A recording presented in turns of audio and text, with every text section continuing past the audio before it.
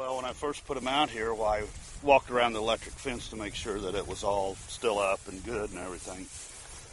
And they just followed me along, stayed behind me. When I got down to the bottom of the hill at the corner, there was a bunch of poison ivy. And they just stopped. They stayed there as like ice cream. They love poison. So they didn't follow me the rest of the way around the fence. Right now, the U.S. is importing over 1 million pounds a week of goat meat. A lot of it's coming from Australia and South Africa and stuff like that.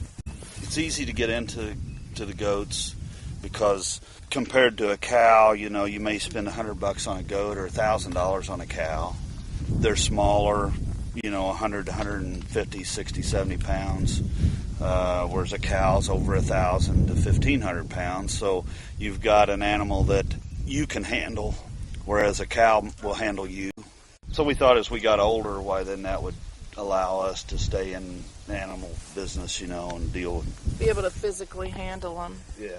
In a herd of goats, there's usually a queen, and she's kind of the leader and the boss. And that's the role Martini plays here. And she kind of leads them to, you know, wherever they're going. She's always first position in the feed bunk.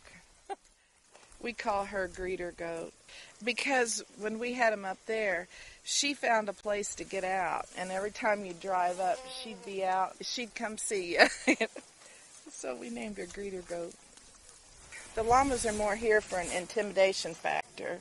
I don't know that they would really fight off an animal, but just because they have a keen sense of sight and they'll see something before anything will, and they'll kind of walk towards it, and their size will intimidate, you know, like a dog or a coyote.